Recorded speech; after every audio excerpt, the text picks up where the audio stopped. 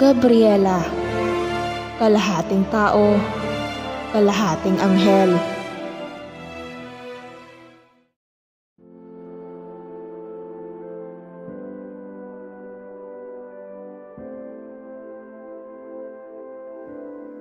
Mag-aalas 5 na ng hapon nang makarating sila sa tahanan ng manggagamot na nooy nasa labas na ng kanyang bahay na animoy inaabangan ang kanilang pagdating. Magandang hapon po, Mang Fernan. Pasensya na po sa abala. Wala na ho kasi kaming ibang malalapitan kaya... Pinatigil ni Mang Fernando si Noel sa pagsasalita at nagwika ng, "Huwag tayo mag-usap dito sa labas. Pumasok muna tayo sa aking bahay. Halika kayo." Kaunting description lang sa bahay ni Mang Fernando. Sementado ang kanyang bahay at yero naman ang bubong nito. Hindi naman ganon kalaki ang kanyang bahay at simple lamang ito at walang pintura ang dingding. Ang kanyang bahay ay malayo ang distansya sa mga kapitbahay nito. At may mga puno ng mangga, bayabas at atis sa paligid ng bahay nito. At may mga tanim siyang mga halamang gamot. Balik tayo sa kwento. Umupo muna kayo dyan at magsasaing muna ako. Nga pala, ihiga mo muna yung asawa mo dyan sa mahabang upuan upang magkapagpahinga. Mabuti at nakarating kayo rito bago pa man magdilim. Sa totoo lang po kanina pa po sana kami nakarating dito kung hindi lang po kami pinaglaruan ng kung ano sa daan. Ikinuwento ni Noel ang buong pangyayari noong mga oras na sila ay nasa biyahe. Tama ang ginawa mo, iho. Ito ang lagi niyong tatandaan. Walang kasamaang mananaig sa taong may takot sa Diyos. Alam niyo ba na kanina pa ako naghihintay na dumating kayo? Ibig mong sabihin, alam niya na darating kami? Tumango lamang ang matanda kay Noel habang ito ay nagluluto. Nagtinginan lamang ang mag-asawa sa isa't isa dahil nakapagtatakang paano nito nalaman na sila ay pupunta sa kanya. Matapos magsaing ni Mang Fernando ay sa kanya hinarap ang mag-asawa. Tinawas nito si Sandra at nanlaki ang mga mata nito at gulat na gulat sa nalaman. Diyos ko po! Alam niyo ba na nasa panganib ang buhay niyo? Lalong-lalo ka na, Sandra, at ang batang nasa sinapupunan mo. Nasa panganib? Paano po nangyari yun? Maraming mga nilalang na gusto kayong saktan at patayin. Puro sila masasamang nilalang at galit na galit sila sa inyo. Pero ano po ang dahilan? Bakit po kami? Sa palagay ko ay dahil sa batang dinadala mo at hindi nila gusto ang paglitaw niya sa mundo. Ang ibig sabihin lang nito ay may malaking gampanin ng batang iyan. Bagay na hindi ka nais-nais para sa mga masasamang nilalang. Kung ganon, ano po ang dapat nating gawin upang lubayan nila kami? Sa ngayon, tumito muna kayo dahil mas ligtas ang bahay ko at hindi basta-basta makakapasok ang anumang masamang elemento. Ibinaling niya ang tingin kay Sandra at nagwika ng, "Lahat ng nararanasan mo, Sandra, ay mula sa mga masasamang elemento. Pero huwag kang mag-alala dahil mula ngayon ay unti-unti ka nang gagaling at isasara ko na rin yang ikatlong mong mata. Ho? Ikatlong mata? Oo, bumukas yan dahil sa kanila. Upang magkaramdam ka ng takot sa mga nakikita mong nilalang. At sa pamamagitan nun, ay maaari kang makunan sa takot. Nais kanilang mapahamak upang hindi matuloy ang paglitaw ng batang iyan sa mundo. Kagaya nga ng sinabi ko kanina, ang batang iyan ay may malaking gampanin dito sa mundo. Kung kaya't kailangan kayong maprotektahan upang hindi magtagumpay ang mga nilalang na may masamang hangarin sa inyo. Mang Fernan, kanina pa po ako nagtataka sa sinasabi ninyong may malaking gampanin ang aming magiging anak. Ano po ang ibig niyong sabihin? Sa ngayon, hindi ko muna masasagot ang katanungang yan. Ang masasabi ko lang ay, hindi kayo lulubayan ng mga masasamang nilalang hanggat hindi nila nagagawa ang anumang pakay nila sa inyo. Halata sa mukha ng mag-asawa ang kanilang pangamba. Nanahimik na lamang ang mga ito at nagtinginan habang hawak-hawak ang kanilang mga kamay. Mainam na, dito muna kayo manirahan kasama ko pansamantala dahil ramdam ko na hindi na kayo ligtas sa inyong tahanan. Lalong-lalo ka na, Sandra. Sige po, Mang Fernan. Kung ano po ang alam niyong ikabubuti ng aking mag-ina, susundin po namin kayo. Tumango lamang ang manggagamot sa sinabi ni Noel. Pero sana ay mapagtiyagahan yung tumira dito dahil hindi naman ito gaya ng inyong tahanan na malaki at maganda. Wala hong problema dyan, Mang Fernan. Salamat ho at bukas ang inyong palad sa mga taong lumalapit sa inyo. Oo naman, iho, dahil ito ang aking misyon sa mundo.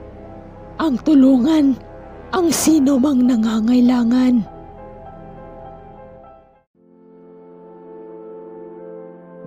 Napagdesisyonan ni Noel na umuwi muna ng kanilang tahanan upang kumuha ng ilang mga damit at mga kagamitan sa araw ring iyon. Bago umalis si Noel, may ibinigay na kwintas si Mang Fernan sa kanya at ito ay kanyang isinuot. Ayon kay Mang Fernan, ang kwintas na iyon ay pangontra sa masasamang elemento. Ligtas naman itong nakauwi sa kanilang tahanan at nakabalik ito sa tahanan ni Mang Fernan pasado 7:00 na ng gabi. Magmula sa araw ring iyon ay doon na nga sila nanirahan sa bahay ni Mang Fernan. Maayos na ang pagtulog ni Sandra at hindi na ito nakakaranas pa ng masamang panaginip. Ngunit gabi-gabing may kung anong mga nilalang ang gumagawa ng ingay sa bubong ng bahay sa tapat mismo ng kinaroroonan ni Sandra. Dahil rito, hindi na makatulog ng maayos si Mang Fernan at Noel dahil kailangan nilang maging alerto sa anumang nakaambang panganib sa kapaligiran. Habang lumilipas ang mga araw, tinuturuan na rin ni Mang Fernando si Noel ng mga bagay na patungkol sa lihim na aral upang kahit papaano ay may kakayahan na rin itong ipagtanggol ang sarili't pamilya laban sa mga masasamang nilalang at magkaroon na rin ito ng kakayahang manggamot pang-espiritual. Bagay na buong pusong tinanggap ni Noel hanggang sa maging katuwang na nito sa panggagamot ni Mang Fernan. Lumipas pa ang mga araw. Napansin nila na parami ng parami ang mga nilalang na nagpaparamdam sa kanila sa tuwing sasapit ang gabi. Awa naman ng Diyos ay wala namang nakakapasok sa kanilang tahanan upang sila ay saktan. Hanggang sa dumating na nga ang kabuwanan ni Sandra. At anumang oras ay maaari na itong manganak. Isang umaga, araw iyon ng Sabado, nagpatawag na si Mang Fernan ng isang komadrona at doon muna siya mamamalagi sa kanyang tahanan hanggang sa panganganak ni Sandra. Dahil alam nito na sa araw na iyon ay ang panganganak ni Sandra. Bagay na hindi nga siya nagkamali. Kinagabihan, nagsimula nang makaramdam ng sakit si Sandra sa kanyang tiyan. Kasabay noon ay ang mabigat na presensyang kanilang nararamdaman. Nakakarinig na rin sila ng mga nakakakilabot na alulong ng mga aso at mga angil. Idagdag mo pa ang mga nilalang na kumakaluskos sa kanilang bubungan na tila intensyon nilang butasin ito upang sila ay makapasok sa kinaroroonan ni Sandra. Sumilip si Mang Fernan sa isang maliit na siwang ng bintana at nagulantang ito sa nakita dahil napakaraming mga aswang ang nakapalibot sa labas ng kanyang bahay na nagbabadyang sumugod at pasukin sila. Diyos ko po! Napakarami nila! Maghanda kayo dahil sa mga oras na ito ay walang katiyakan ng ating kaligtasan. Ano po ang ibig niyo sabihin, Mang Fernan? Pag-aalalang wika ni Noel habang hawak-hawak ang kamay ni Sandra na nahihirapan na sa sakit ng tiyan. Napakaraming aswang sa labas. Batid ko na ang pakay nila ay ang anak nyo. Sa dami nila, baka hindi na kayanin ang nilagay kong panangga sa bahay na ito. At kapag nangyari yun, katapusan na natin. Hindi yan maaaring mangyari, Mang Fernan. Kailangan nating lumaban upang pigilan sila sa kanilang masamang pakay.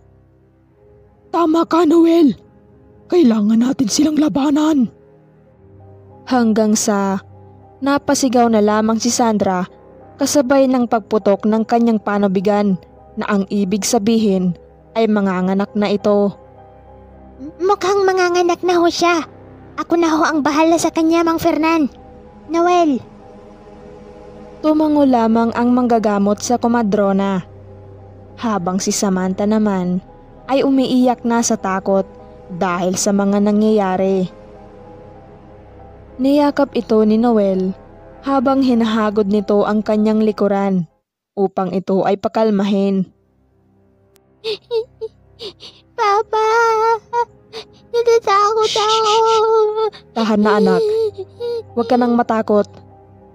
Hindi namin kayo pababayaan at poprotektahan namin kayo. Noel, baka hindi ko nakayanin ang panganganak. Hirap na ako. Hinawakan ni Noel ng mahigpit ang kamay ni Sandra, saka ito hinalikan. Huwag kang matakot, Sandra. Nandito lang ako. At naniniwala ako na makakaya mong manganak. Hindi tayo pababayaan ng Diyos. Huwag kang mag-alala, iha. Ako ang bahala sa'yo. Titiyakin kong ligtas ka sa panganganak at ang batang ipapanganak mo. Sige na. Umiri ka na. Noel, kailangan na nating lumaban upang hindi sila tuluyang makapasok dito sa loob. Ramdam ko na hindi na magtatagal ang depensa ng bahay na ito dahil ang iba sa kanila ay gumagamit na ng inkantasyon upang basagin ito. Hindi na umimik si Noel at nakatitig na lamang sa asawang hirap sa panganganak. Halata sa kanyang mukha ang labis na pag-aalala. Ano, Noel? Kaya mo bang lumaban? Agad na napalingon ito kay Mang Fernan at nagwika ng, Oo, Mang Fernan.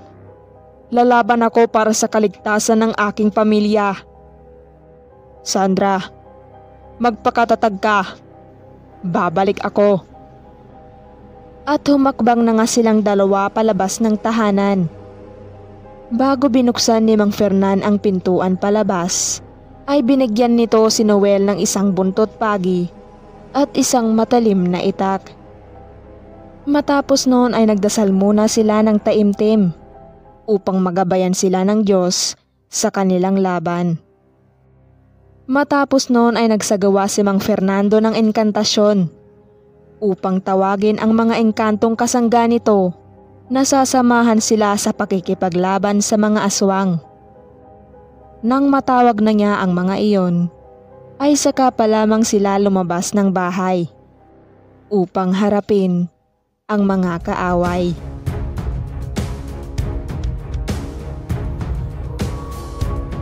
Pagkalabas nila ng bahay, labis ang pagkagulat at takot ang nadama ni Noel sa kadahilanang nakita niya ang tunay na anyo ng kanilang mga kalaban. Nakita niya ang mga umaalulong na aso at umaangil, ngunit kakaiba ang kanilang itsura. Malalaki at mahaba ang mga katawan, maiitim ang balahibo, mahahaba ang mga nguso at mapupula ang mga mata. Kitang-kita rin nito ang kanilang mga nagsisiusli ang mga pangil. Mahahaba at matatalim ang mga ito habang tumutulo sa lupa ang kanilang mga laway.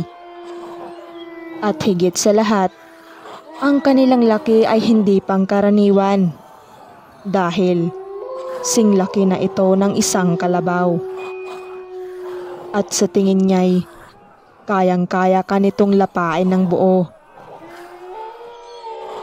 Nakakita rin siya ng nilalang na korteng tao, ngunit kalahati lamang ang katawan nito at may pakpak na maihahalin tulad sa isang paniki na palipad-lipad lamang sa kanilang itaas na para bang nag-aabang lamang ito ng tamang tiyempo upang sila ay dagitin.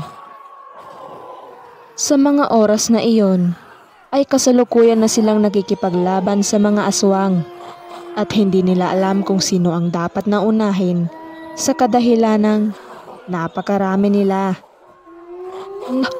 Napakarami nila, Mang Fernan. Natatakot ka na ba, Noel?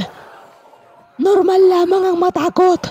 Ngunit, huwag kang panghinaan ng loob upang makaya mong lumaban sa mga iyan. Nang walang ano-ano'y, bigla silang sinugod ng mga nilalang na iyon.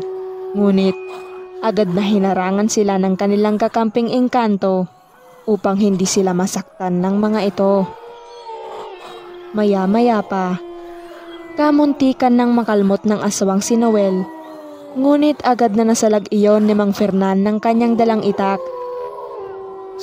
Salamat, Mang Fernan. At tumango lamang ang matanda. Napakaliwanag at bilog na bilog ang buwan sa mga oras na iyon, kung kaya't malinaw nilang nakikita ang kanilang mga kalaban. Namangha si Noel kay Mang Fernan dahil hindi nito sukat akalain na magaling pala itong makipaglaban. Nagtaka rin ito sapagkat si Mang Fernan ay matanda na, ngunit napakaliksi nito. Mabilis itong nakakailag sa bawat atake ng mga aswang.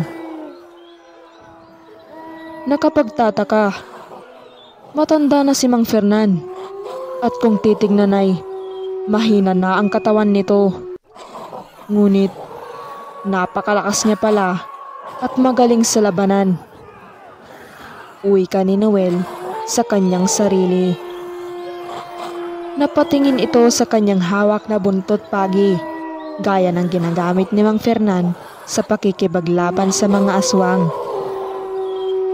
Muli itong namangha sapagkat isa lamang itong simpleng buntot ng isda, ngunit animoy mas masakit pa sa latigo sa mga aswang na matatamaan nito kapag ito ang ipanghahataw sa kanila. Dahil sa pagkamangha, hindi na nito namalayang may isang aswang na pala ang mabilis na sumugod sa kanya. Nakalmot si Noel sa kanyang tagiliran. Ngunit hindi naman nito gaanong ininda at agad siyang gumanti. Inabangan nito ang muling pagsugod ng aswang sa kanya at nang nagpang-abot sila ay agad silang nagpalitan ng mga atake. Napakabilis kumilos ng aswang kung kaya't nahihirapan si Noel na sugatan ito. Puro lamang depensa ang kanyang nagagawa hanggang sa magpagulong-gulong sila sa lupa habang nagbubuno. Kalaunay, nakahanap rin ito ng tamang tiyempo. Pinalaputan nito ang leeg ng aswang gamit ang buntot ng pagi. Nagsisisigaw iyon na animoy napapaso ang leeg at napapaus na. Mas hinigpitan pa nito ang pagsakal sa aswang gamit pa rin ang pagi hanggang sa mamatay ito. Matapos noon ay agad na tumayo si Noel habang hingal na hingal. Napatingin ito sa mga kalaban. Diyos ko, ang dami pa rin nila. Mabuti at natalo mo ang isang yun. Magaling ka pala, iho. Ngumiti lamang si Noel habang patuloy pa rin silang nakikipaglaban sa mga aswang. Samantala, hirap na si Sandra sa panganganak at sa tingin niya'y hindi na niya kayang iluwal pa ang bata. Sige, ere!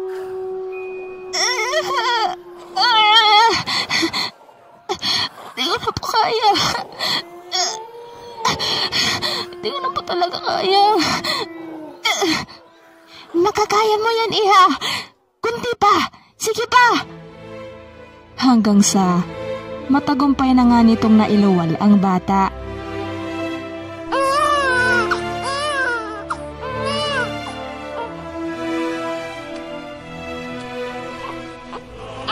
Narinig ng lahat ang iyak ng bagong silang na sanggol. Tumahimik ang paligid. Napatingin sila sa bahay ni Mang Fernan at napatigil silang lahat sa pagbubuno. Ang anak ko! Iyon na nga ang anak ko! Nanganak na si Sandra! O Diyos ko! Marami pong salamat! Mangiyak-ngiyak nitong sambit sa sarili hanggang sa dali-daling sumugod sa loob ng bahay ang kanilang mga kalaban. Hindi maaaring mabuhay ang bata. Gawin natin ang lahat upang mapatay siya. Sugod! Wika ng isa sa mga aswang habang sila ay tumatakbong pasugod sa bahay. Sina Noel at Mang Fernan ay pilit na nakipag-unahan sa mga iyon kasama ang kanilang mga kakampi. Nauna ang mga kalaban sa pagpunta sa kinaroroonan nila Sandra at sa wakasay matagumpay ang mga itong nakapasok sa loob ng bahay. Napasigaw si Noel at Mang Fernan dahil batid nilang katapusan na ng mag-iina.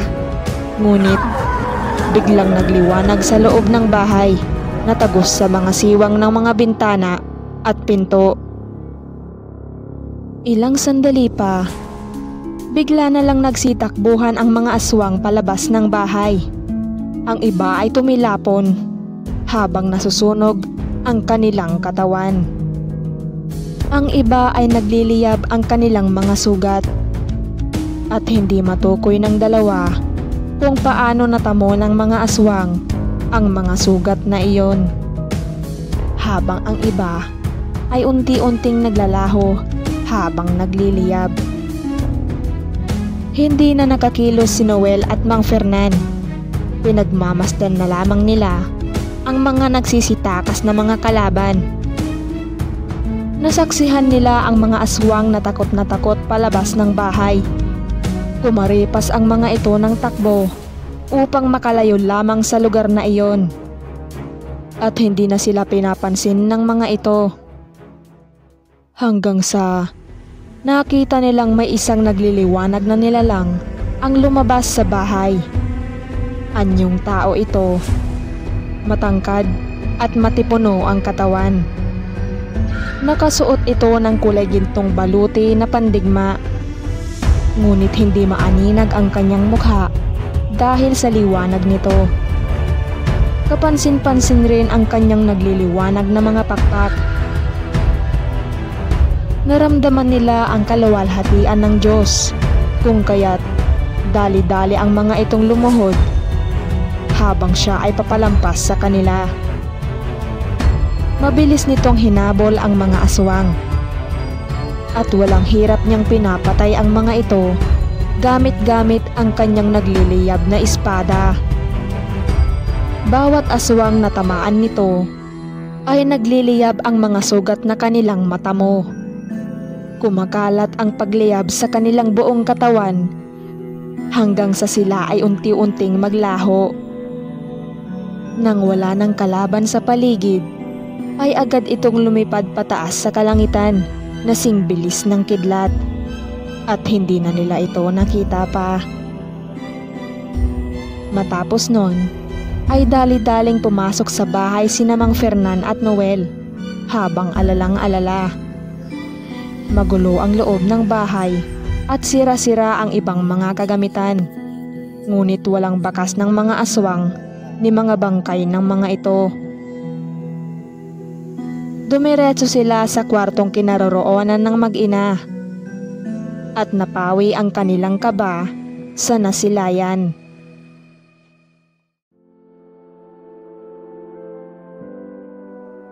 Karga-karga na ni Sandra ang bagong panganak na sanggol habang ito ay nakahiga sa kama. Si Samantha naman ay mahimbing nang natutulog sa tabi ng ina, habang ang kumadrona naman ay abala sa pagliligpit ng mga ginamit sa pagpapaanak kay Sandra. Dali-daling lumapit si Noel sa kinaroroonan nila nang may ngiti sa labi at mangiyak-ngiyak pa. Tumabi ito kay Sandra at dahan-dahang tinignan ang sanggol na kalong-kalong ng asawa. "Tingnan mo, Noel. Ito na ang anak natin. Ang bagong kapatid ni Samantha." Hindi na napigilan ni Noel ang mapaiyak sa saya. Kinarga nito ang bata at pinagmasdan. "Napakaamo ng mukha ng anak natin, Sandra. Para siyang isang anghel na hulog ng langit." "Babae ba siya o lalaki?" "Babae ang anak natin, Noel." "Kung ganon, dalawa na ang prinsesa natin. Ano naman ang ipapangalan natin sa kanya?" "Ang itatawag natin sa kanya ay Gabriela."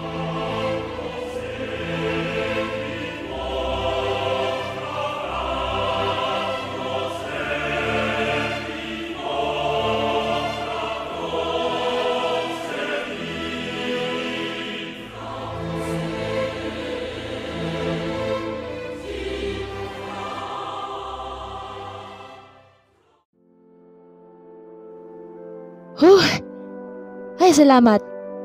Natapos din natin yung part 2. Ang haba ng part 2, diba? So hanggang dito na lang po muna. Abangan na lang po natin yung susunod.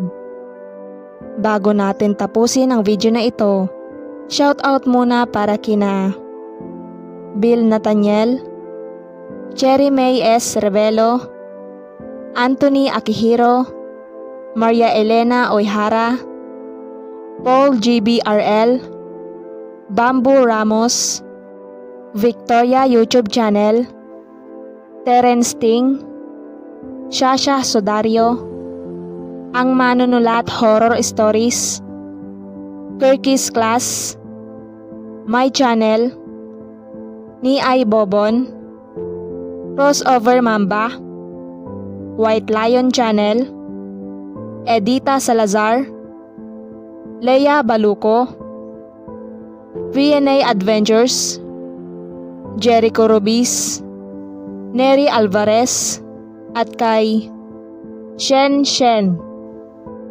Nawa ay nabanggit ko ng tama ang inyong mga pangalan. Marami pong salamat.